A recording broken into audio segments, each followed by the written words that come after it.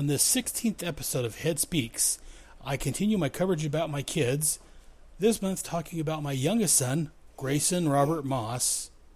Plus, I play part 2 of my conversation with Irredeemable Shag on comics from the late 80s to early 90s. Plus, we have Where Head's Going, and possibly What's in Head's Mailbag. Stay tuned, kids. Aw, yeah. Feels good. The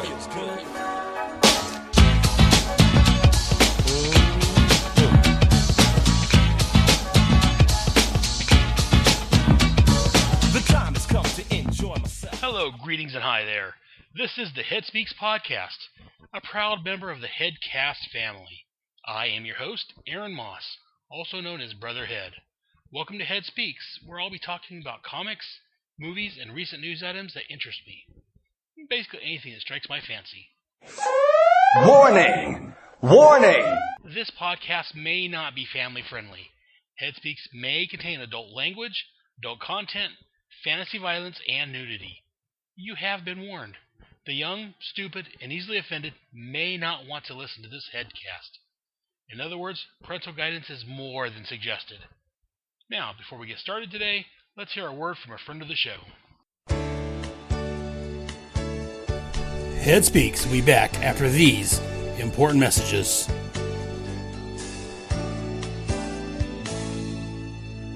Hello, I'm Albie. And I'm Heather. And we do the Quantum Leap podcast. It can be found at quantumleappodcast.com and also on iTunes. We are starting at the beginning of Quantum Leap and going through all the episodes. This is my first time watching, and Albie has seen them during their original run. In each podcast, we talk about the overall thoughts of each episode. We do an episode recap if you haven't seen them in a while, just to refresh your memory. And then we do a detailed plot discussion. And we also have some great interviews.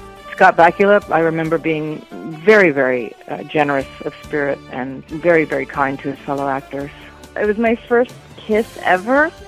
So I am getting to kiss Scott Bakula on screen. And everybody involved with it was just terrific. And I'm always amazed that people come up to me and remember that episode and can quote things from it that I can't even quote. So if you're a leaper, it'd be great if you came and joined us. And if you've never heard of Quantum Leap, it's maybe a good time to start watching it because you have a podcast to go along with it. So please give our podcast a listen, and hopefully you like us and stick around. Go to quantumleappodcast.com to listen to new episodes. Star Trek, comic books, mythology, video games, toys, Star Wars. Just about any geeky topic you can think of could be covered on the Hammer Podcasts, presented by two true freaks. Come join me, Gene Hendricks, for whatever my disjointed mental processes can come up with. And be careful, or you might just learn something before we're done. The Hammer Podcast is available monthly, both on its own iTunes feed and at twotruefreaks.com.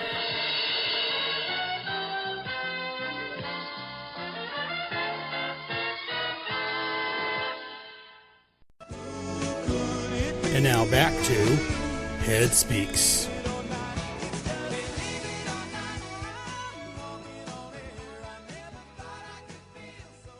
I now present to you a little head. Just for those that may be wondering, I've done away with my intro to this section for the last 2 months due to my wife's request, since I'm talking about my kids and all. But that will return.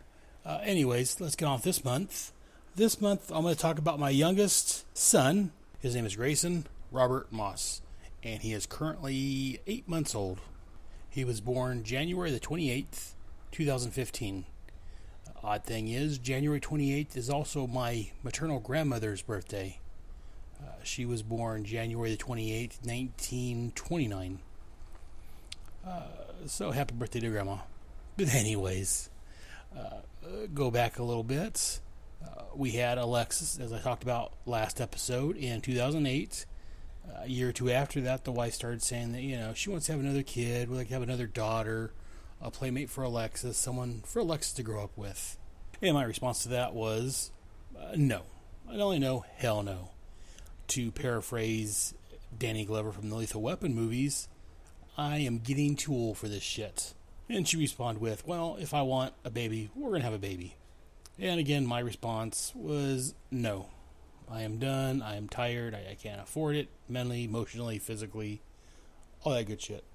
Then one day, the wife went to the doctor for a checkup, had her bling ring removed, came home and told me, I'm like, no, don't. I don't want another kid. I've got my hands full as it is, and,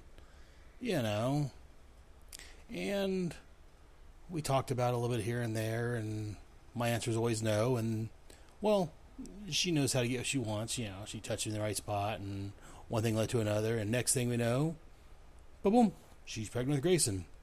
Not that I wanted another kid, but she knows how to talk me into certain things. But that's another story entirely. As I said, Grayson's currently 8 months old. He was born January the 28th. He was going to be born around that time, and the doctor picked that date out, and we're like, you know what, that's a good date. As I said, it's my grandmother's birth. My grandmother, Betty, well, actually Elizabeth Ann Gipe. It's her birthday, so we thought that'd be a good way to honor my grandmother. The pregnancy itself wasn't much to talk about. It was rather went by rather fine. I mean, nothing really spectacular I can think about for the pregnancy to mention. Again, he was born. They did the C-section. He was a healthy baby boy. 10 fingers, 10 toes, 1 penis, which was a good thing for a boy. I will mention that during his birth, it was a bit of a funny moment. And I've talked about this previously, but I'm going to talk about it again. So we're in the delivery room. They're doing the C-section. They got her cut open.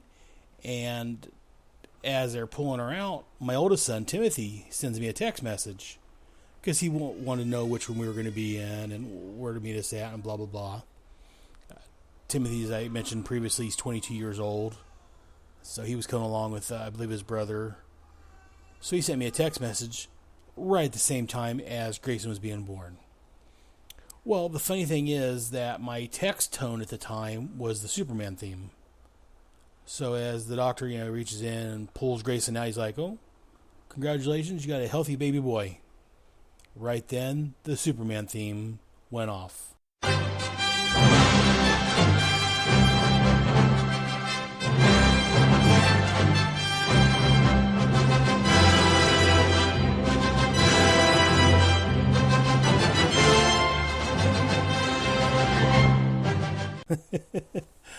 Which was kind of funny. And when my wife Michelle was pregnant with Grayson, she was always making the comment that, well, basically each of my kids have gotten geekier and geekier. I mean, Tim's not so much into comics. Steve is a little bit. Alexis is like my little mini-me. She likes comics and superheroes. She figured Grayson was going to come out writing and drawing comics. He didn't, but time will tell. But yeah, like I said, each of my kids have gotten a little more geekier, so I'm just worried about how geeky Grayson's going to be when he gets older. But we'll see. Like I said, he's only 8 months old. He doesn't have much of a personality. He's got a big personality. He doesn't make his own choices yet. So we dress him. Okay, I dress him in superhero outfits normally. Either that or the Chicago Bears clothes. Because, again, me and his sister are Chicago Bear fans.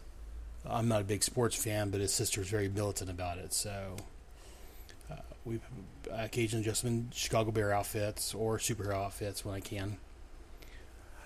Like I said, he does have quite a bit of a personality on him. For only being 8 months old, he's got 2 teeth that are finally coming in. He's not walking yet, but he's trying. He stands and everything. He'll let go every once in a while, just stand there, and he'll think about walking, and then he'll fall on his ass. It's kind of funny. But again, like I said, he's only 8 months old, so there's not a whole lot to say about Grayson yet. He's my last kid. I went to the doctor and took care of that, so he's my 4th and final kid. Anyways, since he's so young, not much to say about him yet, we're going to go ahead and end this episode right here, or this section right here. Stay tuned for some commercial breaks, and then we'll be back with Geekin' with Head. Thanks, kids.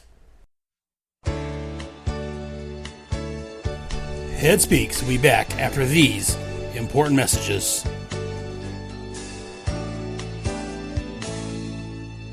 Hi, I'm Gene Hendricks. You may remember me from such shows as the Hammer Podcasts and the Quantum Cast. I'd like to tell you about some special shows that I'm doing with some of your favorite podcasters. These shows are all about the live-action versions of comic book characters, and I'm calling them Legends of the Superheroes. In each episode, we'll be looking at a different TV show or movie featuring characters like Wonder Woman, Dr. David Banner, and let's not forget about the non-superheroes such as Swamp Thing, Captain William Buck Rogers, and many more. Look for the Legends of the Superheroes specials under the Hammer Podcasts at twotruefreaks.com. Aquaman and Firestorm fighting crime together. Soak 'em down or burn 'em up. No one does it better. Whenever you find trouble, they'll always be there to catch them in a bubble or even torch their hair. Stand for truth and justice in sea, on land, and air. Firestorm and Aquaman, they make a super pair. The Fire and Water Podcast, celebrating Aquaman, King of the Seven Seas, and Firestorm, the Nuclear Man. Available weekly on Aquaman Shrine, Firestorm Fan, and on iTunes and Stitcher. I'm one of your hosts, the Irredeemable Shag, here to talk about Firestorm. Along with me is my co-host Rob Kelly, here to talk about some guy that talks to fish. Really? You're going to pull this crap during the promo? Bad enough I have to put up with your shenanigans every week, but... And now back to Head Speaks.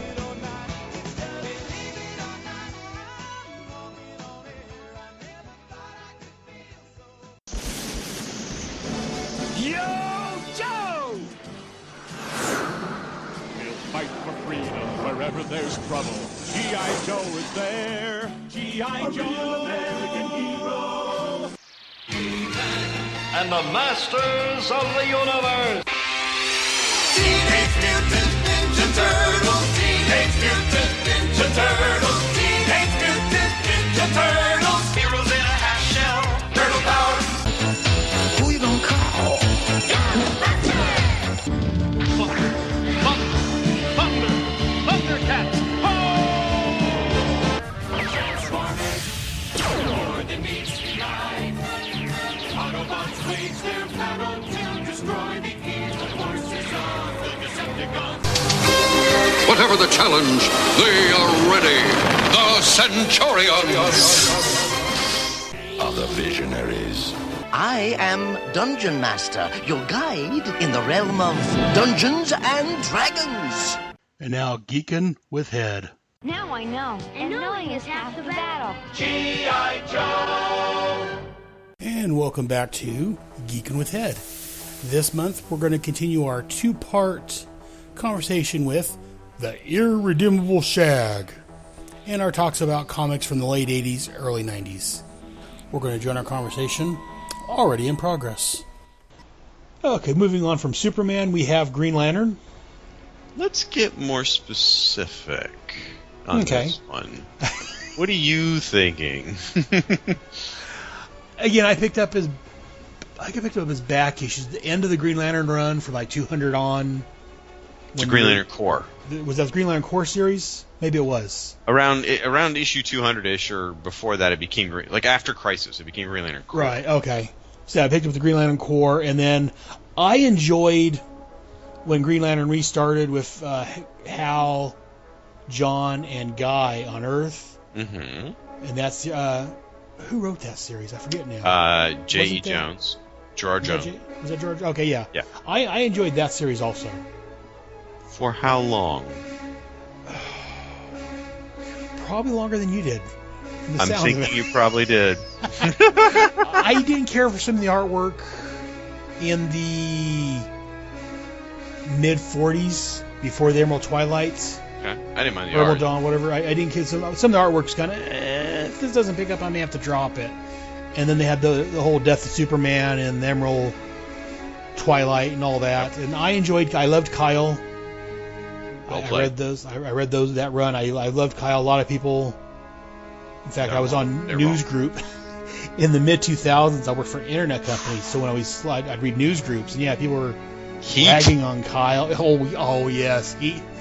Wow. H-E-A-T. This was an internet hate group, ladies and gentlemen, basically, who were so angry about what happened to Hal Jordan, they formed a group. And now, if you remember a hate, you probably wouldn't call it a hate group. But they were very active about getting Hal back in the role. From what I've heard, it was a hate group. I heard they were sending Ron Mars death threats and... Oh, God, that's idiotic. Yeah, that's just stupid talk there. Freaking comic. There's been some series I didn't like or runs I didn't like, and I'm like, that guy shouldn't be writing this comic. But wishing death on someone's just stupid. Yep. But from what I heard, they were issuing death threats and wanting him fired from DC Comics, never writing again. And I'm like, come on, people. Well, the Hal Jordan series started very strong because you got that, the story that led to a Mosaic. You got some guy stories. You got some. So that was the other one. Mosaic was a good run. Yep, you got some John Stewart stories. It was good stuff. And a lot of people forget, in 2008 or 2009, when the Sinestro Corps War happened, and there were 500 Green Lantern spin-offs, and Green Lantern had a renaissance, and it was just really popular. And everyone's like, it's about time Green Lantern got the recognition. Everyone forgets he had that in the 90s. Right. There was the main Green Lantern main Green Lantern story comic. There was a Green Lantern Mosaic. Guy Gardner had his own comic, and there was Green Lantern Quarterly. Yes. We had 4 Green Lantern comics on the market at the same time. Now, one of them was quarterly, but it's happened before. They weren't as good as the later stuff, I would say. But okay, so somewhere I don't remember. I can't tell you a number, but somewhere that Hal Jordan series lost its way, big time, to the point where when it was in the 40s, I was like, this is horrible. This is terrible. When Predator stories were going on and stuff, I'm like, I hate this comic. Yes, I some of those issues weren't that good anymore. And then, sure enough, I quit 2 issues before the Kyle Rayner thing started. So I immediately came back, and I love the Kyle Rayner is Hal is so boring to me because he's a one-note character. He likes to, sleep around and be bold and brash, and that's about it. Yeah. Kyle's much more interesting to me, and he's my GL, and I love all those Ron Mars Green Lanterns. So good. I liked Hal, but I do see where you're coming from. He was very one note. In fact, I know a lot of people said, "What when they brought Kyle out, why didn't they just have him quit?" I'm like, "Yeah, just have him quit because he's never done that before." But in fact, I remember a buddy of mine I worked with at Target. We were both reading Green Lantern around I think it was issue 25, where Hal was off in space and he came back to Earth and he told Guy he wanted to be the Green Lantern of Earth again. Okay. And they fought. He fought Guy Gardner to be the Green Lantern of Earth. Yep. I don't know if you read that part. Well, it all tied into Justice League at the time too. Yeah. He came back and he's like, well, I want to be Green Lantern of Earth, and Guy's like, oh, piss off! You've been gone. I'm doing it. It's my job now. And they fought over it. And at that time, both me and my buddy we talked about. We Hal's starting to lose it or something. He's not handling it like he should have. And at that time, we thought he was starting to lose a little bit. And then, 50 or 25 issues later, he really did. Yeah. So that's why a lot of people are like, well, you should have lost. I'm like, I didn't think the fall Hal Jordan losing it was that out of character for the way he's being written. Yeah. Personally. In fact, I've had many discussions on the news groups I used to go to defending Ron Mars and Kyle and the way that whole thing went. I'm like, my only problem with that is it wasn't long enough. Because he only had 3 issues to make the transition. Yep. I think it could have been better if he would have had more time, but DC editorial wanted it done by a certain time frame. Well, they shouldn't have turned him into a wahahaha. I don't mean not Justice League style, but an evil, maniacal bad guy. He I don't know. There's a million ways they could have taken him out. There's also better ways they could have handled it rather than him becoming the supervillain of the month, which happened. I mean, he didn't show up too often as the bad guy, but sometimes he did, and it was like, you know what? He's not a bad guy. He's somebody trying to change things, but he's going about it the wrong way. He's gone to the dark side. Yes. And that's the way I always read it. I didn't really read him as a maniacal. Well, eventually, yes, he did become that way. A couple of stories. But when he first started out, I didn't read him as the maniacal bad guy. I read him as, and as I told people at the time, he's a good guy that had so much crap piled on him. It was just one thing too much. Yep. And I think it kind of weakened his downfall, if you will, that it seemed like everyone that he knew survived the destruction of Coast City. Oh, yeah. It's awful convenient, that, huh? Yeah, Carol survived, his brother and his family survived, and it's like, well, was anyone in town when the town was destroyed? I mean, 7 million people that Hal's never met. I'm like, it would have been a little better if he would have actually lost people, but I still see, I thought the downfall was actually well played, considering the circumstances and what Ron Mars had to do. I was fine with it at the time. It's just in hindsight, after hearing a lot of people complain, I'm like, okay, you guys kind of make a point. They could have done a little differently. But I still love Kyle. There we go. Speaking of the way you described it as one bad day, right? That leads you right to the next one. Yes, in fact, I did a recent headcast on this one, The Killing Joke. Again, this one I picked this one up right after it came out. I remember, in fact, I'd picked it up and I was going to pick up another copy just to have a backup, and the one I was going to pick up was actually like a second printing. Yep. Because the color, the writing on the cover was different colors. Yep. Started as green, and then one of the later editions I know was pink, and they changed it quite a bit. Yep. But yeah, I know you were recently on Stella's, what was it, Batgirl to Oracle. Yep, Batgirl to Oracle, a Barbara Gordon podcast. I know you're recently on there talking about the whole Killing Joke thing. Well, it came up. And, it was on there about the cover, the Batgirl cover recently. Yeah. Which I guess we don't get into that, but I like that cover. I thought it was, seeing how it was a variant cover, I thought it was appropriate. But I've been told I'm not the most appropriate person around, so what do I know? Well, I said my piece over there about that, but I will say about Killing Joke. I bought it off the shelf when it came out. Blew me away. Absolutely blew me away at the time. And part of it was the art. The art's stunning. The Joker to me at the time was, what is this, 87 this came out? I believe so. I was like 15 years old, so the Joker was a fascinating character to me at the time. And as far as I was concerned, I put it up there as like one of my favorite Batman comics. Years go by, and I don't think about the comic at all. I just, moved on, whatever. I've got a copy of it somewhere. And hearing folks like Stella, you mentioned, and some other folks talk about the Killing Joke made me go back and re-examine it and realize now just there's a lot of really horrible things in that. And the horrible things, I don't know if they outweigh the good of the story, but they certainly detract so much from the story that I can't enjoy it as much anymore. Obviously really? What happened to Barbara is horrible. And the way I used to always think of it was like, what happened to Barbara was horrible, but look at what we got out of it. We got how strong of a character she became. Right.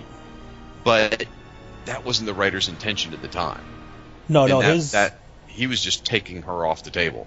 Yeah, in fact, I'd heard, I don't know how true it is, but I heard they were talking about it, and something came about Barbara Gordon. I just killed the bitch, is what I heard someone said. But whether it's true or not, I don't know. Yeah. But and Joker supposedly raping her, and whether he did or not's unknown. But it seems like that would make sense. And there's a lot of stuff.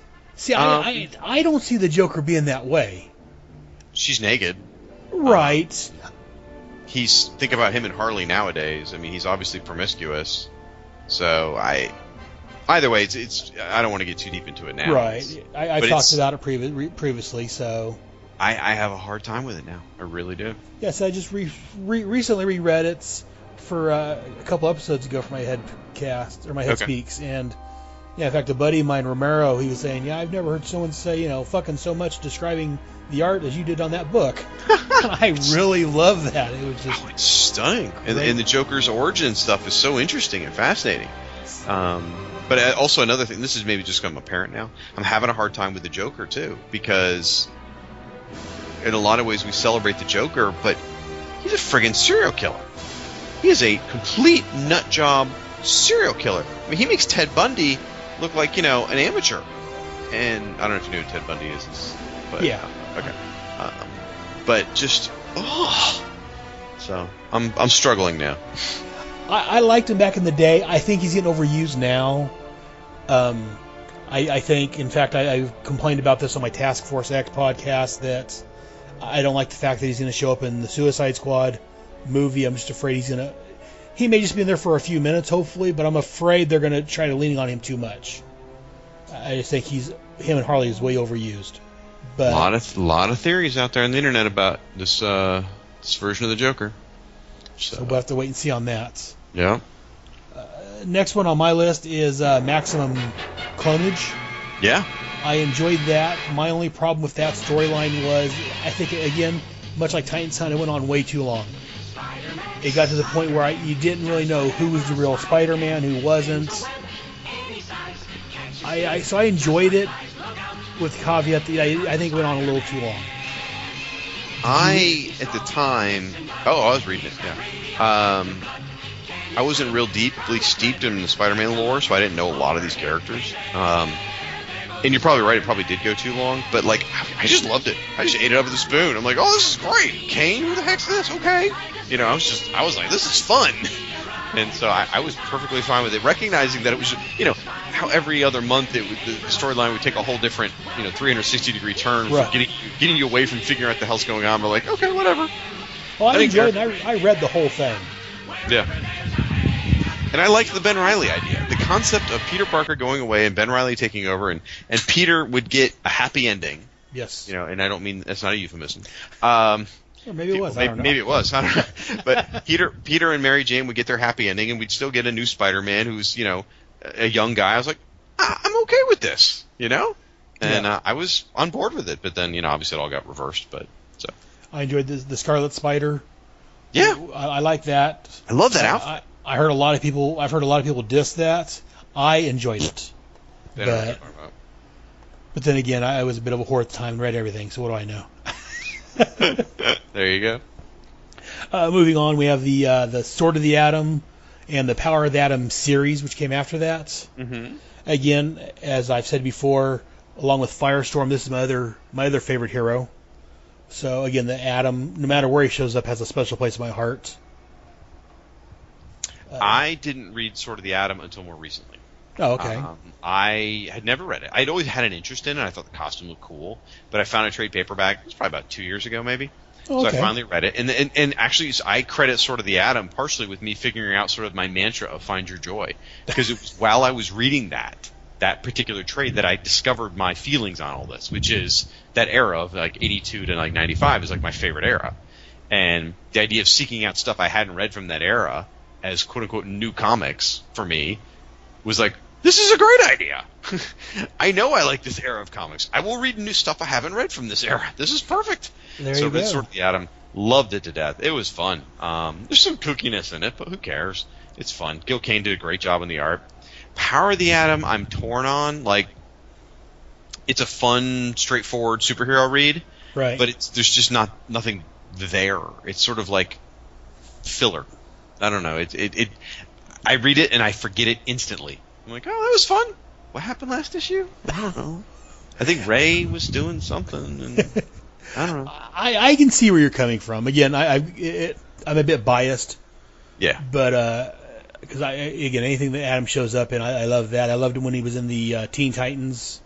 Oh, I love that. Dan Jurgens. Yeah. De-aged him. Mm-hmm. 0 Hour made him a teenager, and he had the growing powers, and he could grow and shrink. I enjoy almost everything he's in. So he looks better with his hair, with the top of his cowl off.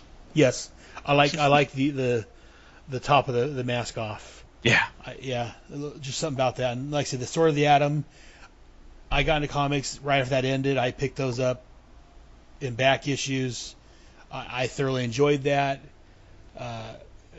In fact, even when it rains nowadays, I think about the horror I think about Gene Loring in the car with Paul Hoban, making out, and Adam or Ray watching them. That bitch. Yeah.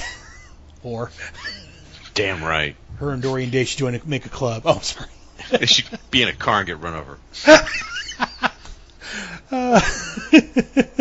I guess I shouldn't laugh at that, but that'd be funny. Yeah. We're bad people. We're going to hell.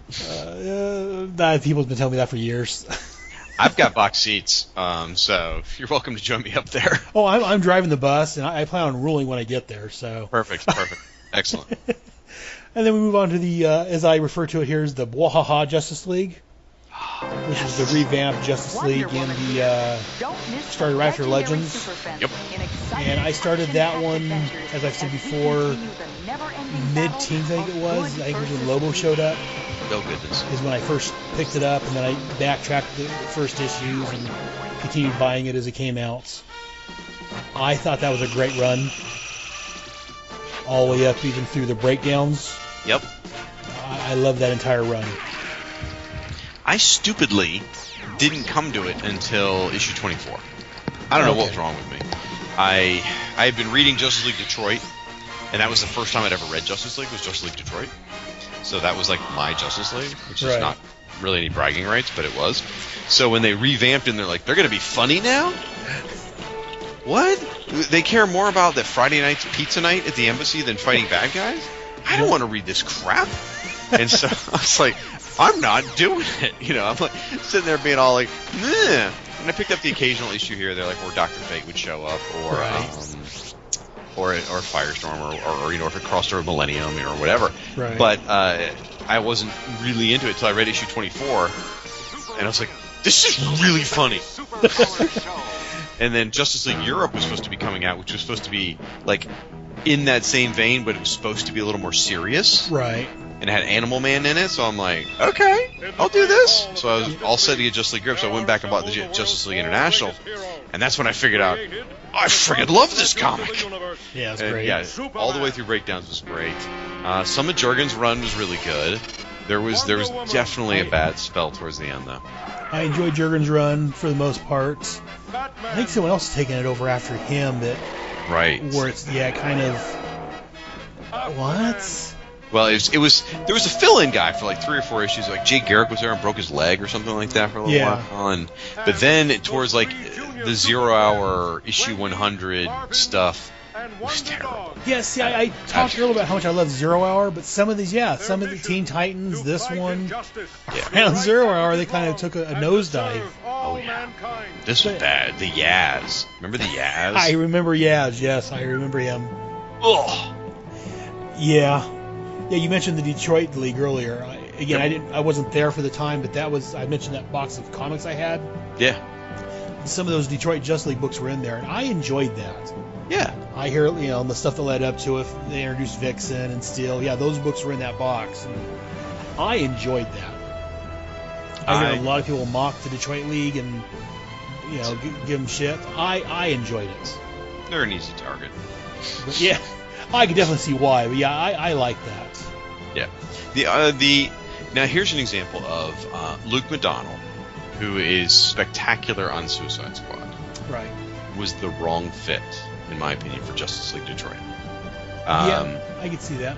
If they could have just kept Chuck Patton, who was amazing. I mean, he was like right up there with George Perez and like we've talked about this on Who's Who. Like the rating of like house style for DC was like George Perez first, then like Jerry Ordway and like Eduardo Barreto and Jose Luis Garcia Lopez, and that's not necessarily in an order. Yeah, praise be his name. And then you get to Paris Cullens, and you get to Chuck Patton, and it's like these guys are all fantastic. They can draw just about any character awesomely. And Chuck Patton was doing that Justice League, and it just looked beautiful. And then they went to Luke McDonnell, and he's more suited for Suicide Squad. That's his thing, not spandex, not brightly colored spandex. As I talked about on my Task Force X podcast, I love Luke McDonnell's artwork on that. But I agree, he may not be the best choice for a spandex-clad, 4-color, superhero Vibe. comic. He's not right for Vibe.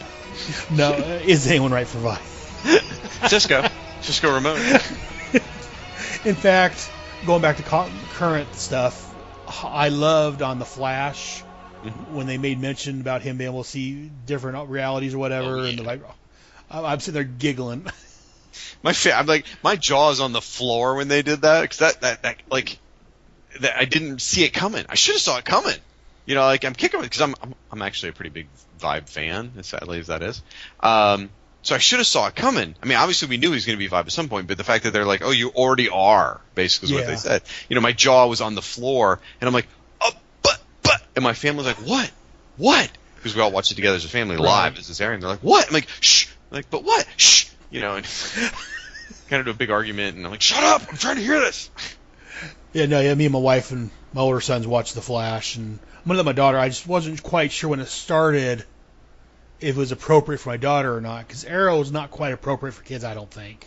No, Arrow is not. But so I wasn't quite sure about The Flash, but I've watched some. My daughter's 9, and she's doing great with it. We did. It's been an interesting year for us because when the series started, I totally interrupted you. I realized, but I'm not bothered.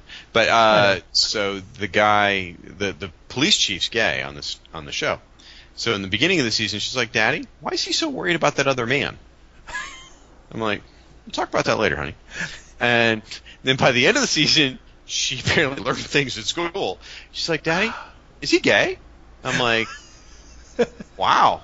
Well, yes, he is. Well, yes, he is, honey. Would you like to talk about this? No, I'm okay. It just means when two people are the same gender like each other, right? I'm like, yeah, you nailed that. Okay. It's like, wow, 3rd grade's apparently very informative. Yeah, I'm sure it is. But, I think if I'm not mistaken, he's gay in the comic also. And if I'm not mistaken, him and the Pied Piper had something going on. Oh, interesting. In the Flash comic. In fact, that's when he showed up and was talking about his partner. I'm like, I wonder if that's going to be the Pied Piper. And then the Piper showed up and had no relation to him. So I'm like, oh, okay. Well, little Harry Potter not. kid. Yeah. It's just like Harry Potter, that kid. Yeah, it was. Speaking of the Flash, that goes next one on my list, the Wally West Flash. Woohoo! I enjoyed Barry. I picked up the whole trial as back issues, as I've said.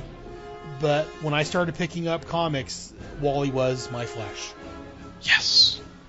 Again, I started in the mid-teens, early teens, backtracked the beginning issues. I love the Wally West Flash series. I wasn't as happy near the end with the whole family and the kids and all that. And yeah, you're right. You're dead I've got right. 4 kids of my own, but I don't care for kids. At least not in my, movies and comics and stuff for the most part.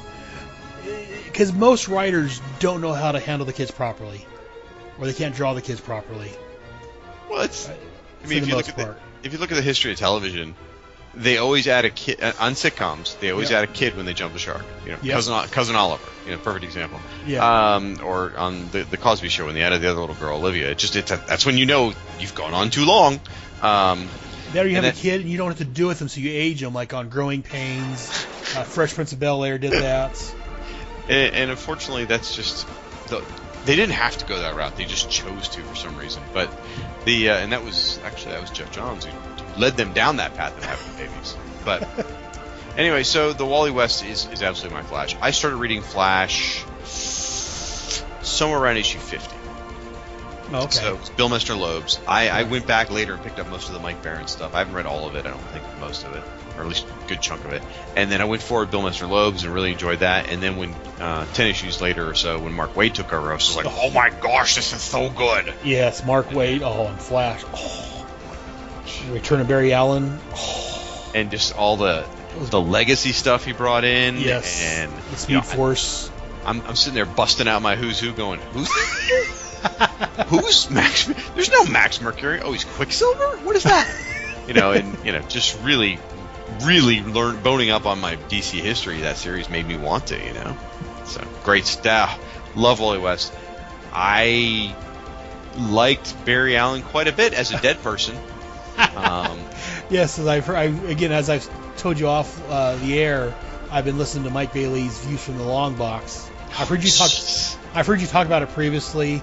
I've got enough damn podcasts to listen to, but something you said recently made me want to listen to it. So and the completest I am, I've downloaded almost every episode he's done. So I'm listening to him from the beginning almost. And yeah, I've gone through the first 3 of your guys' the Speed Force episodes dealing with the Flash Rebirth. You know what's so funny? It's like, I didn't even remember we did that. Like, Mike brought it up a while ago, and he's like, well, there's that Speed Force thing. I'm like, and he left it just like a pregnant pause out there. I'm like, what are you talking about? You know, and it's like, I don't even remember we recorded this. Now, I do vaguely now, and I remember we petered off because both of us were just like, this is not good. You know, the Speed, bringing Barry back and everything. Like, oh. Sounds like I've got now. I think you've gone through 3 of it at this point, by where I'm at. So I'm still. That may be all there is. It's quite possible. Because we did not finish it. But I remember you guys were saying when it started, you're like, this may be a really good written series, but don't fucking bring Barry back. You don't need to have him back. Exactly. Barry was awesome as a dead person. He was like the best dead person ever. Because it was always something Wally wanted to live up to and to strive to be someday, which was made it great. You know? Now, that said, I will tell you, when they relaunched the New 52, the Flash comic by Francis Manapul, and I'm forgetting the other person's name, and I feel terrible for that, were so good. So very, very, very good. The Francis Manapul Flash was. Great. It was Barry, and it was awesome. I liked the writing. I wasn't a huge fan of the artwork. You're wrong. I know I am. I was waiting for that, but...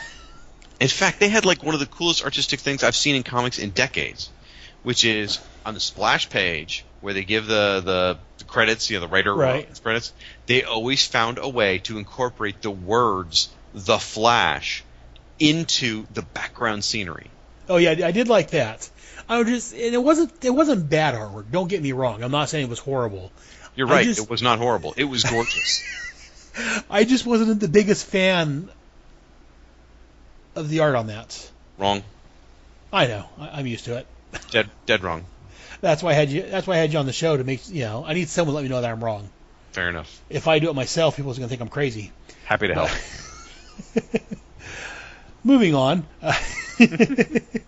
Animal Man. So good. He's another one that's in my top 10.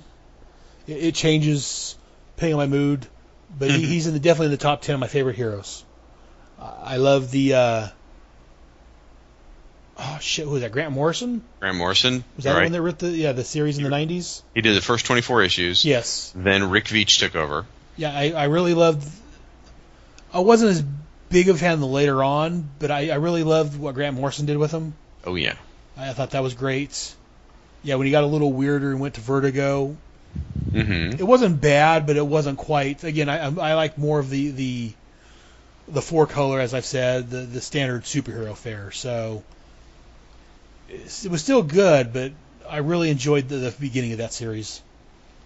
I don't know what got me to start reading it. I really don't know what the impetus was to pick it up. Maybe it was the ball and covers. I don't know. But like the moment I picked it up, I figured out that I love this character so much. I love the fact that his name is Buddy, and I love the fact that people call him Buddy because that's what I feel. I feel like he's a buddy. Yeah. He's like, that's a friend of mine. It's Buddy. It's Buddy Baker. He's not Animal Man. He's Buddy Baker. When it came out, I remembered him from a couple of issues of the Forgotten Heroes. Yep. That was in Action Comics. Again, that was in that big box of comics I had, those Action Comics with the Forgotten Heroes and Forgotten Villains. So I knew him from there. DC Comics too? Yes. Or maybe it was the DC. Or maybe it was both. I forget now. I can't remember. But I remember, I had the Action ones. Maybe the DC Presents also, but yeah, I remember from there, and I'm like, you know what? I'm gonna check this out. Oh my God, this is a great And I see he joined the Justice League Europe. Yeah. For like a minute. But yeah, I love Animal Man. He's a great character. Yeah, and it's such a good comic. Yes. Really, really very enjoyable. And now I don't know if you read the New 52 series by Jeff Lemire. Yeah. Yes, I did. Oh, you did? Okay. Yes. I liked it. It was pretty funky weird. Yeah, I didn't like it as much as the 4-color superhero stuff, but it was still good. It was different.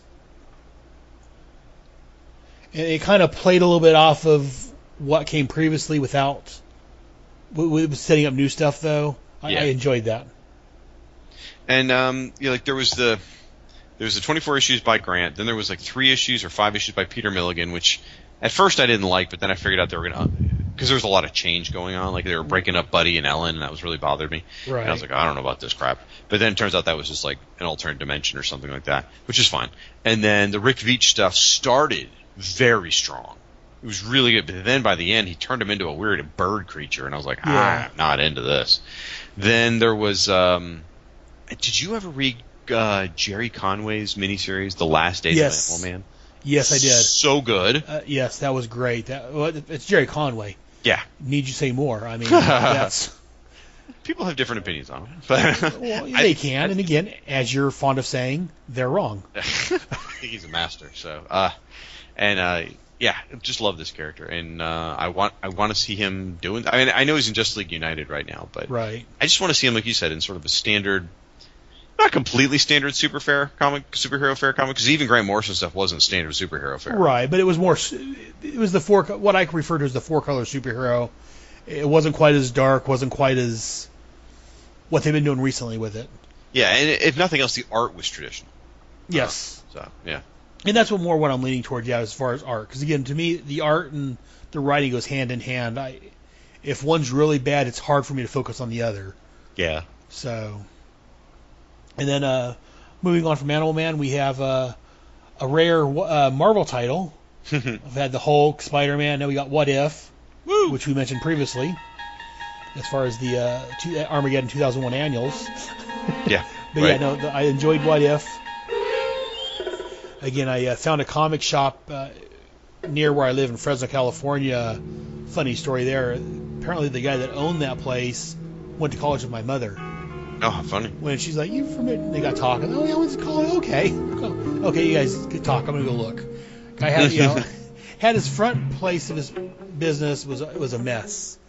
Comics stacked all over the place. Sure. But then his back room. Oh my God. I thought I died and went to heaven. Really? He had I think he had probably almost every comic in there. He had a big-ass back room. I say it's back room. It was another building that was attached to it. Okay. And he had, stacks and stacks on racks of comics. And he had, if he didn't have everything out there, he had almost everything. He had a lot of comics. And where I was going, that's where I picked up a lot of the What Ifs from there. Okay. The back issues, because he had tons and tons, and I'm just thinking about that place. I understand. There are mythical comic shops like that just stick out in your memory, even if they weren't that great. Like some of the earliest ones you went into, right? They seemed that way. Yes. Because you'd never seen anything like it. What If I collected fairly regularly the second series in the 90s. Yeah. Or maybe it was late 80s, I don't remember. I enjoyed that one quite a bit. And then more recently, I picked up Books A Million put a bunch of their Marvel trade paperbacks on sale over the last couple of years. That's where most of these trade paperbacks I keep mentioning I own came from. Right. Get them all for like $5. So I got a bunch of What If classic trade paperbacks for like $5 a pop. Oh, okay. So I got right on. Love those. And I'll tell you, I mentioned the Marvel Digital Unlimited app earlier. Right. My favorite What If series now is not called What If. It's called Exiles. And it's so good. Yeah, I had those digitally. I never got around to reading them because I got busy, but I've got them somewhere. I've got to dig them back out. And yeah. I read some of the Exiles, some of the later series, and that was really good. Yeah, I started with issue 75 just okay. recently because that's when Spider-Man 2099 showed up. Oh, okay. And I got a huge soft spot for him. So me too. So I was reading Exiles 75, and I'm almost issue 100. I'm like literally reading them. That's what I'm reading this week is Exiles. Right on. And it's like it's a fantastic What If comic because every story they go to a different Earth. Right. And, some parallel world, and what is it this time? Oh, Dr. Doom's in charge of the Fantastic Four on this planet, or whatever. And it's so much fun. Oh, most definitely.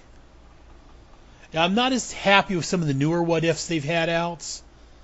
Well, they're all event themed. Yeah, and I think part of the problem is because most of the What Ifs from back when we read it was like years later we look back at something. Now it seems almost as soon as one of these events are done, they've got what if it happened this way? Yeah. It's like, well, it's too close. It's too soon. Right. The event has to become sort of classic in order for that to work. Yeah, you need to give a little time to see what actually does happen, to see what would have happened, been different or not. But I agree. And then unless you have anything else there, moving on to the next one I have here is Sleepwalker from Marvel Comics. You may not have heard that one. I enjoyed Sleepwalker. Did you ever read Sleepwalker? Or did you avoid that one? I probably read one or two issues at some point. It was coming out when I was managing the comic book shop. So oh, okay. But it was one of the titles from Marvel that almost nobody bought.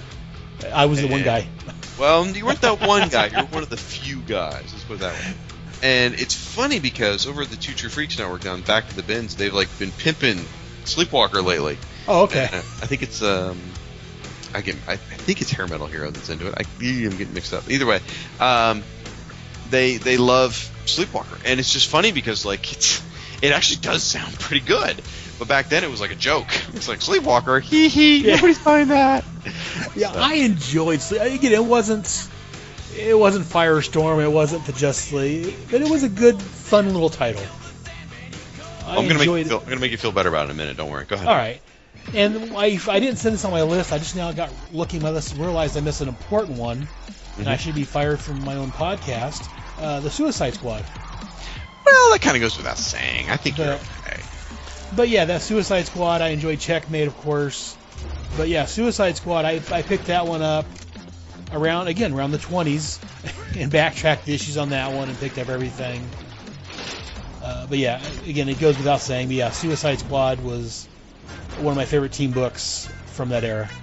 Great comic. Absolutely great comic. I got into it late myself. I don't think I got into it until it was in its 50s or something. Oh, wow. Probably. And then, obviously went back and got them all.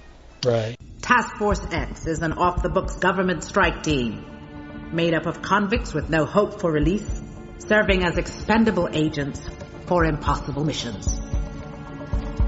Succeed, and I'll shave time off your sentences.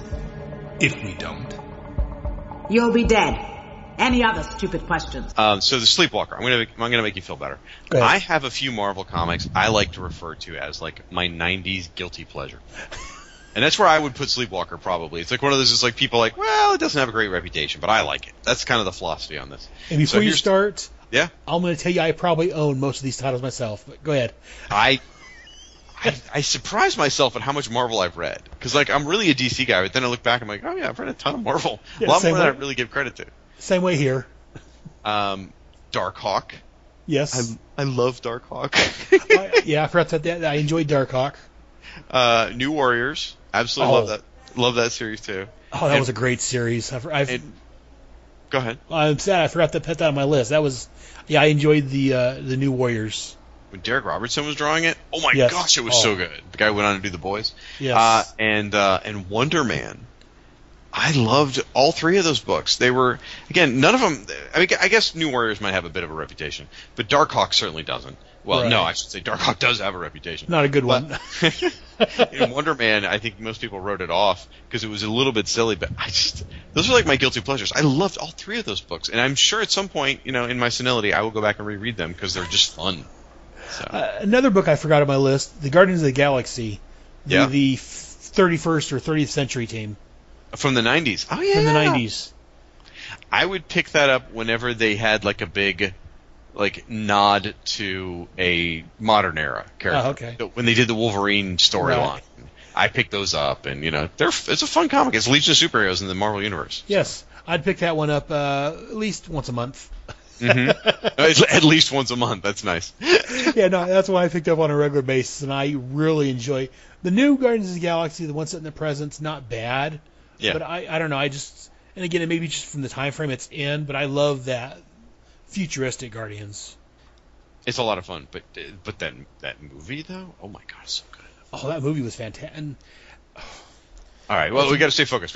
Yeah, I was gonna say clock's working against us here, so I'm gonna trip hammer through several more real quick. Go ahead. If you want to comment, you can. You mentioned Killing Joke, but you really can't talk about the late ~80s and early '90s without just talking about the empire that was, or a juggernaut that was Batman. Right. Just when Batmania hit in '89, there were so many Batman titles out there, and so many good Batman titles out there. My personal favorite's Alan Grant and Norm Brayfuggle's Detective Comics. Yeah. So good. And when wow, I'm blanking, only because I'm tired. Tim Drake. Oh, wow, right. I could come up with that. When Tim Drake got in, one of my favorite characters. When Tim Drake guy.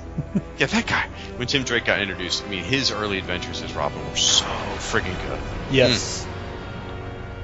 Alpha Flight. It's one of my personal favorites. I realize you probably should go in the guilty pleasure column. I don't know, but a lot of people just take pot shots at Alpha Flight all the time. In some of the eras, rightfully so. But I hear you laughing. Oh no, I'm hit or miss on Alpha Flight. Some of it was really good, some of it wasn't quite as good. So I could get behind Alpha Flight.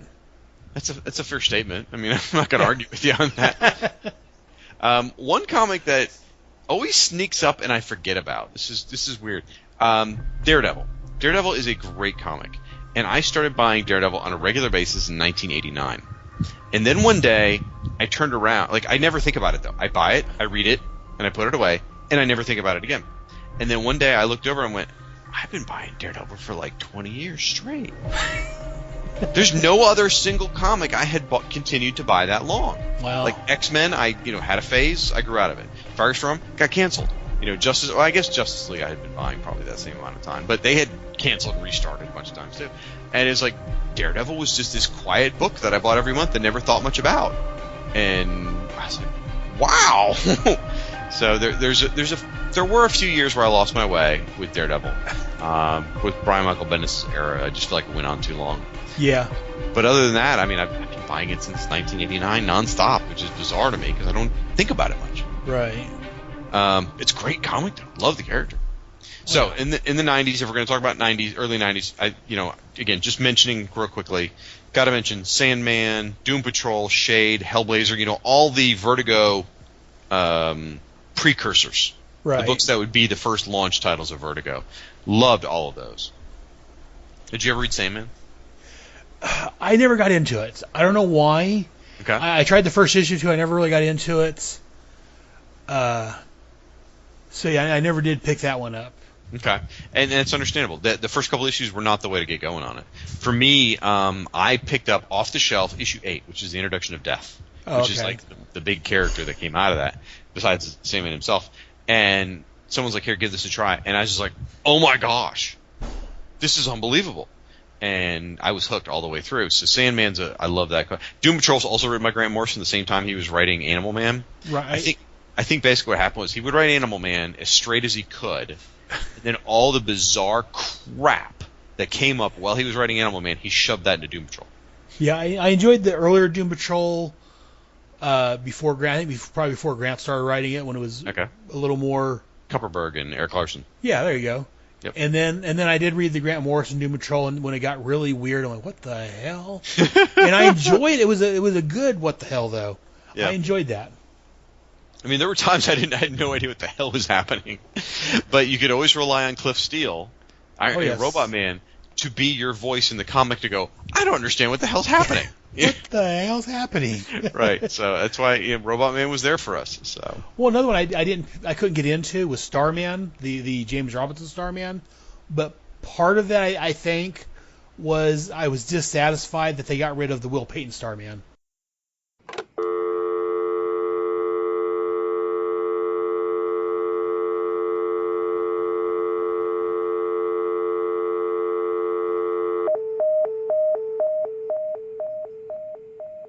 If I could simulate a dial tone of hanging up on you now... Yeah, I was afraid of that. I would have. I was going to say, don't hang up on me. I know you're a big Starman fan, and I've heard it's really good, and I may need to track it down and find that, because it's just, I was a big Will Payton Starman fan, and when they got rid of that and brought in the new Starman, I'm like, it's not Will Payton. So I think that may have been part of, that kind of colored my outlook on it. And it's not traditional superhero fare. Right. He's not even wearing a costume. So what I recommend is you grow up and put on a pair of big boy pants and read James Robinson's Starman and shut the hell up and realize how amazing it is. So. All right, now it's my turn to hang up. No. And you know what? I am not going to grow up. I'm going to be a Toys R Us kid. And that's fine. That's perfectly fine. But if you come across in your shopping the Starman Omnibus Volume 1, which you can probably get pretty cheap as a trade paperback, right. I would highly recommend you do it. Yeah, I definitely have to get that and check it out because I've heard you rant and rave how great it is. So now I love the Will Payton Starman as well. Yes. I really do. In fact, there's a funny story when it got canceled. The series got canceled. Right. And I was pissed. I was so mad. And it was right about the time the Calypso was coming out, which was one of those monthly or summer crossovers where they do Volume 1 at the beginning of the summer, then they have a bunch of annuals, and then Volume 2 comes out at the end. So right. It's the bookends. And Volume 2 was coming out that day, and I didn't get to the comic shop on time or something like that. And they're all like, "Dude, did you read Eclipso number 2 yet?" I'm like, "No."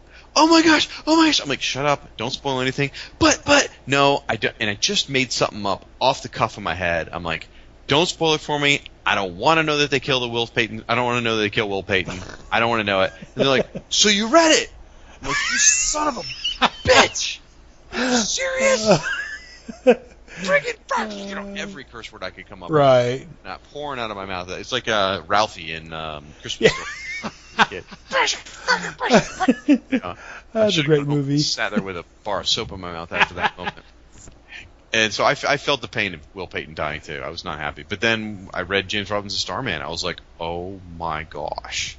So I got over my pain pretty quick. All right, so Trip Hammer through a few more here real quick.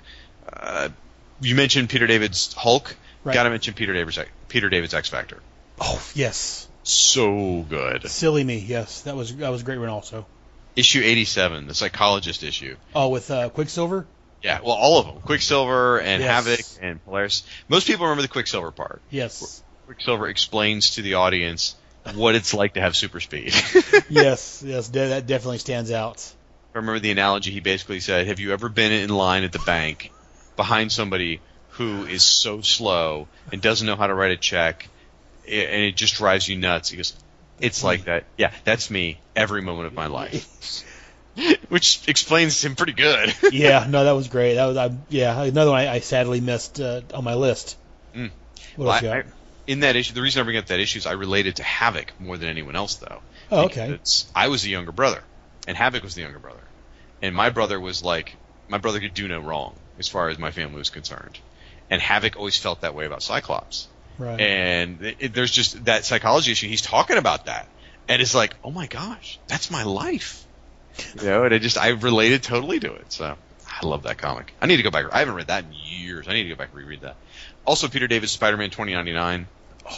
I don't remember. I think it's 93, maybe 92 when that started. So I guess that qualifies in the rare. Yeah, somewhere in there. I'm actually rereading it right now. I started it on the Marvel Digital Unlimited app. They had the first 10 issues out there. Oh, okay. So freaking good. Still, to this day, so good. In fact, it got me so reinvigorated with the character. I'm now reading. He has a new ongoing series, Spider-Man 20, written by Peter David. Yes. Which, by the way, is exceptional. And I'm reading that on, again, sorry to plug it, Marvel Digital Unlimited. And I bought a $20 action figure, which is like way too much money.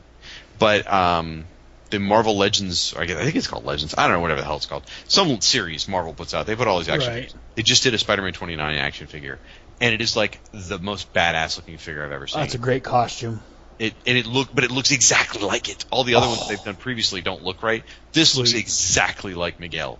And so I bought it, and it's sitting next to my computer, and I can't stop staring at it. Then what else? Actually, I think I just nailed it all. Okay. There's obviously, for people listening at home, you're probably sitting here, screaming at your Zune or whatever you're listening to this show on, going, "Wait a minute, you missed my favorite comic." Fill in the blank. Of course we did, because there's so many good comics from the '90s and the '80s that we're forgetting. And if someone's going to bring up one, we're going to have a V8 moment slapping our fork. But this is just the ones that came to mind. So. Yeah, if you guys have anything else that we've missed, definitely fill it right in. Let me know. Yep. You can send it to head@headspeaks.com. Let me know, if I'm wrong. If Shag didn't tell me enough, go ahead and let me know where I'm wrong at. Or if there's something that we missed, definitely write in. I'd love to hear. Because again, as Shag said, there were so many great titles from this run. From this era. It's hard to pinpoint. You get them all, but.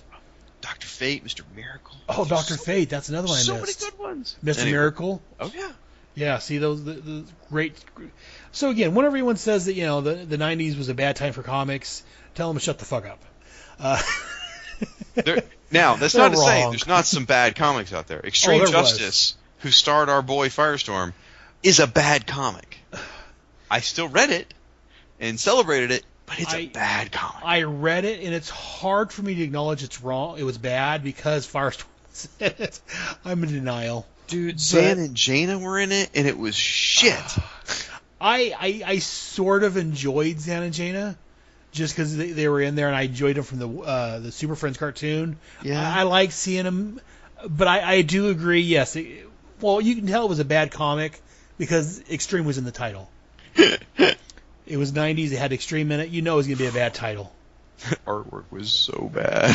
Booster Gold in his armored suit when he lost. Yeah. Yeah, we were supposed to be talking about good comics. I'm sorry, I sidetracked you. I apologize. No, it's all right. Yeah, no, there was some bad. In fact, I'm going to get into probably another podcast. I'll talk about some of the downfalls of the 90s. But those are some of the titles that I enjoyed personally, and some of the ones that Shag enjoyed from the 80s and 90s. If you guys have anything else, let us know. Before we close out, do you have anything else to add there, Shag? Sleepwalker. Okay, well, go ahead and plug yours. Where can you find you at? I'm done. I'm done with you. Send hate mail to firestormfan.com, which is a site dedicated to Firestorm the Nuclear Man. I also run a podcast with my co-host Rob Kelly called the Fire and Water Podcast. It's a podcast where you bring the Firestorm Fan site together and the Aquaman Shrine site together because, putting two B-level characters in there, as my friend here says, he's a B-level, makes a lot of sense. And somehow we make it work. But anyway, it's the Fire and Water Podcast. You can find that on iTunes and Stitcher and all that. You can also find me up on the social medias under Firestorm Fan on Facebook, Twitter, Google+, Instagram, Tumblr, and maybe Pinterest, if I can figure out how to make it work. I know. Laugh. Please do. I only signed up for it because I was afraid some other dude was going to do it. Might as well. Is that it for you then? Can't find you anywhere else? You can find me in a lot of other places too. I guest star on a lot of shows, and especially this past year. And I've been very fortunate to be invited on a lot of shows, and I really appreciate that. But I don't want to besmirch their good names by mentioning me in association with them. Yeah. Well, thank you for coming back on my show, and I would love to have you again sometime. If you can fit me in your busy schedule between work and family and the million other podcasts you're either starring in or guesting on, or I know hard is, especially be on different coasts. It's kind of hard to get our schedule together, but yeah. Thank you for making time for me, Shag. Hey, thanks for having me on the show. I really appreciate it. It's always a blast to chat with you, man. All right, well, and that's going to do it for this episode of Geekin' with Head. You're wrong. Let's all go to the lobby. Let's all go to the lobby. Let's all go to the lobby to get ourselves a treat. Head Speaks will be back after these messages. The Ultraverse Network begins now. Over 20 years ago, Malibu Comics debuted the Ultraverse. It may not have lasted long, but the creativity and quality of its titles and creators caught many readers' imaginations when it first appeared and in the years since. This network of fans celebrates the fun and excitement of the Ultraverse and its awesome writers, artists, and characters. Featuring 3 ongoing podcasts covering a variety of topics including Nightman and Solitaire, our blog will feature regular coverage of The Strangers, Sludge, Firearm, Ultraforce, and all your other favorites. Look for Ultraverse Network on iTunes and visit our website at ultraversepodcast.com. We are giving Ultraverse fandom a jumpstart. Yo, Joe! He'll fight for freedom wherever there's trouble. G.I. Joe is there. G.I. Joe, American hero. G.I. Joe is there. It's G.I. Joe against Cobra and Destro, fighting to save the day. He never gives up. He's always there, fighting for freedom over land and air. G.I. Joe, American hero. G.I. Joe is there. Attention, Joes. This is General Hawk. I have an important mission for you. I need you to listen to G.I. Joe, a Real American Headcast. It's a monthly podcast where Aaron Moss, codename Head, and 2 other Joes, Ryan Daly and Kyle Benning, will be reporting on the comic book G.I. Joe, a Real American Hero. Previously published by Marvel, currently being published by IDW Comics. We'll also cover the special missions, the yearbooks, order battles, etc. To hear their message, report to gijoe.headspeaks.com or iTunes or Stitcher Radio. You can get further information at Facebook, Google+, and Twitter, all under G.I. Joe, A Real American Headcast. Dismissed. Now we know! And knowing is half the battle. G.I. Joe! G.I. Joe, A Real American Headcast is a proud member of the Headcast family. He never gives up, he'll stay till the fight's won. G.I. Joe will dare. G.I. Joe, American hero. G.I. Joe.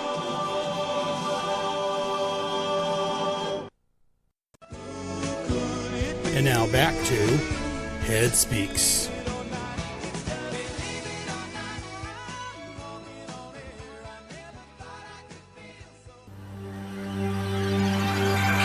On your mark, get set. We're riding on the internet. The internet is really, really great. For porn. I got a fast connection so I don't have to wait. For porn. What? There's always some new site. For porn. I browse all day and night. For porn. It's like I'm surfing at the speed of light. For porn. Internet porn, Roman orgy scenes. Internet porn, dominatrix queens. Internet porn, girl on girl on girl on girl on girl on guy on sheep. You're going surfing on the internet.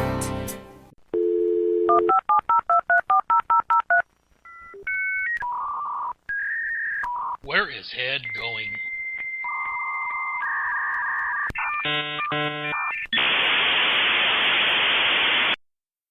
And in this episode of Where's Head Going, I'm going to talk a little bit about another podcast I listen to. This month, we're going to look at a podcast called Michael Bailey's Views from the Long Box. The reason I picked this particular podcast this month is because, well, while he is not the actual host, he is the semi-regular co-host of it. Our buddy Shag shows up on the podcast from time to time and talks with Michael about, well, anything geeky. Comics, movies, mostly comic-related stuff. It's supposed to be a weekly podcast, but not always weekly. Let me go ahead and read Michael's description of it. It's a somewhat weekly podcast where Michael Bailey somehow tries to justify his love for comic books and especially superheroes. Sometimes he is joined by his co-host, the Irredeemable Shag. Sometimes he is joined by one of his friends, and sometimes he is all by his lonesome. In any case, this usually hour-long show is all about a deep and somewhat disturbed love for the comic book world. And he's up to episode 206, I believe, right now, is his latest one. I first heard about Michael over on his From Crisis to Crisis, a Superman podcast, which I'll talk about in another episode. But and then I've heard Shag mention it over on the Fire and Water podcast. And I try to avoid it because I listen to enough damn podcasts as it is. But somehow I caught up on one of them, and, well, I've had to download the whole entire run. So I definitely recommend you checking out Michael Bailey's Views from the Long Box. Basically, it's just a geek sitting around talking about comics and comic-related material. Kind of like my podcast. Except I think Michael does it better. I don't know. Tell me what you think. Anyways, that's where Head's going this month.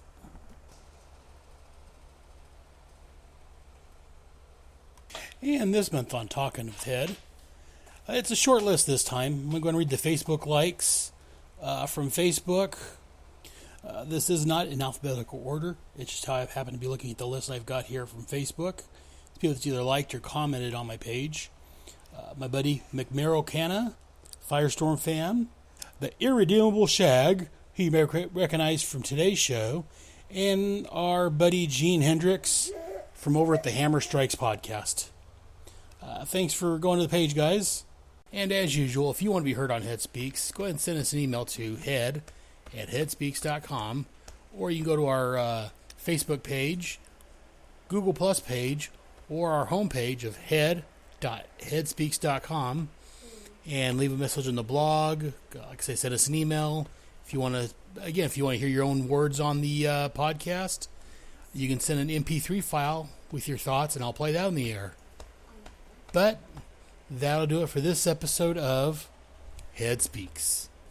Stay tuned after the end credits when I'll play this episode's song. This episode, I'm going to play the song I should have played 2 episodes ago when I did my A Little About Head, and I talked about my son Stephen Moss. I should have played this song, but I forgot what I was doing. I played the wrong song.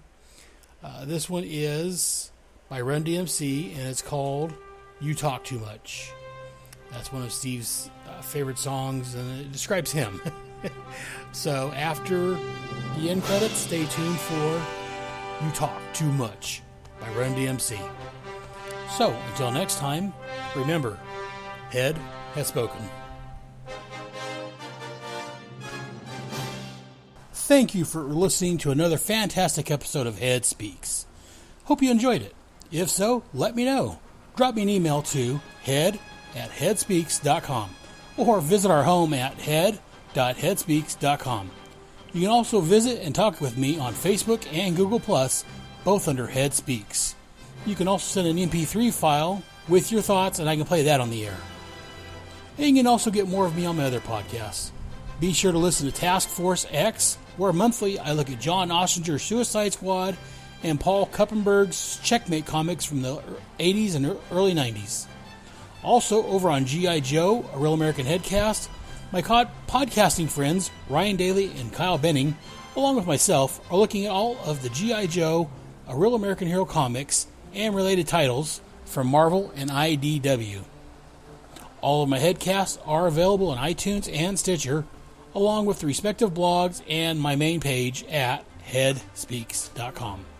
All comments, thoughts, and opinions expressed on Head Speaks are owned wholly by the speaker of said comments, and do not express the opinions of Head Speaks, unless, of course, I'm the one making the comments.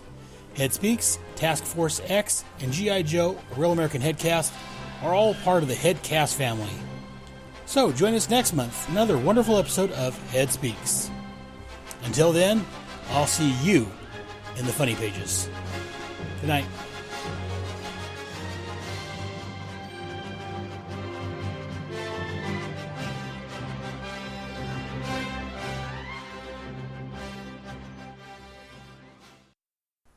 Shut up!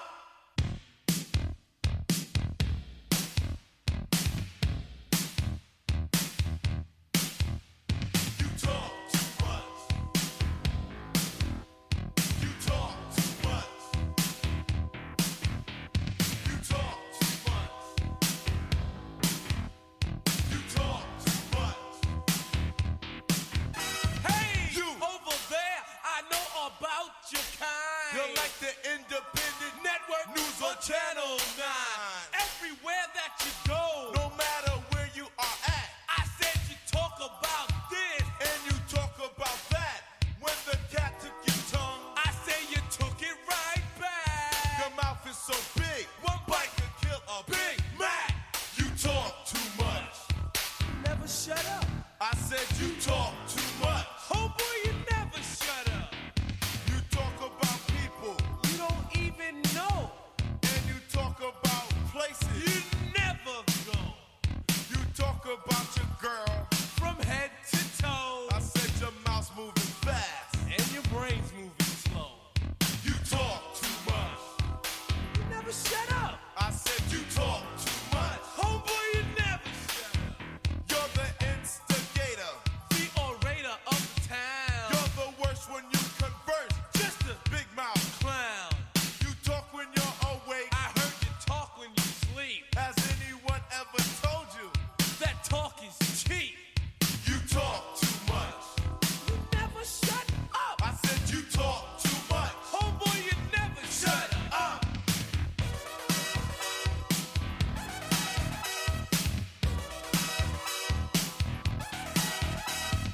Talking is the one thing that you can do best. You told the cat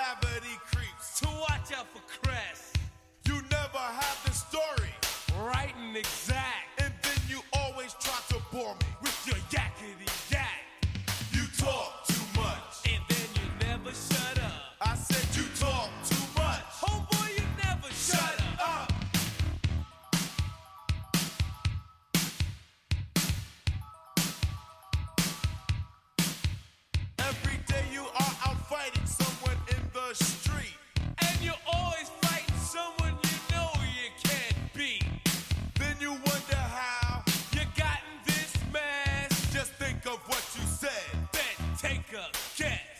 You talk too much. You never shut up. I said you talk too much. Homeboy, you never shut up. You're always spreading rumors, whether bad or good. You're the damn Walter Cronkite of the neighborhood, the Barbara Walter, and the Howard Cosell. You always come around with the story to tell. You talk too much, and then you never shut up. I said you talk too much. Homeboy, you never shut up.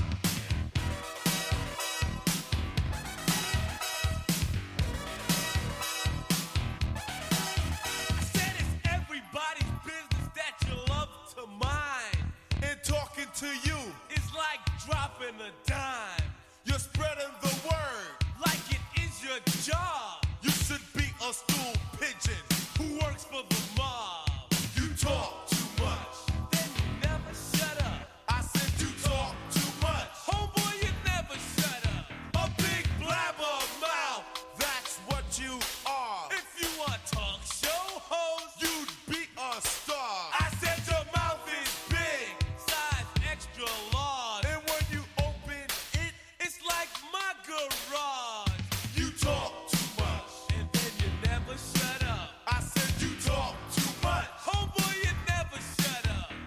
You always like to gossip, just like a girl. You talk so damn much, it's out of this world. When you're reincarnated in your second life, you won't be a man, you'll be a nagging wife. You talk too much, then you never shut up. He said you talk too much. Homeboy, you never shut up. Shut up. Shut up. 25 hours, 8 days a week, 13 months out of year is when you speak. I'm tired of listening to the garbage you talk. Why don't you find a short pier, then take a long walk? You talk too much, then you never shut up. I said you talk too much. Homeboy, you never shut up. You talk too much. You should be out of breath. You talk too much. Man, you nagging me to death. You talk too much. Tired of hearing you speak. You talk too much. 8 days a week. You talk too much. Then you never shut up. I said you talk too much. Why don't you ever shut up?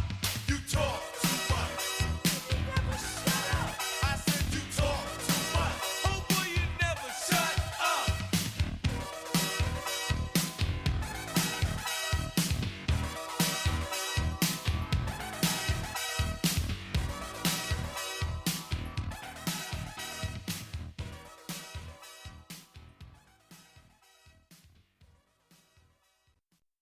Sleepwalker.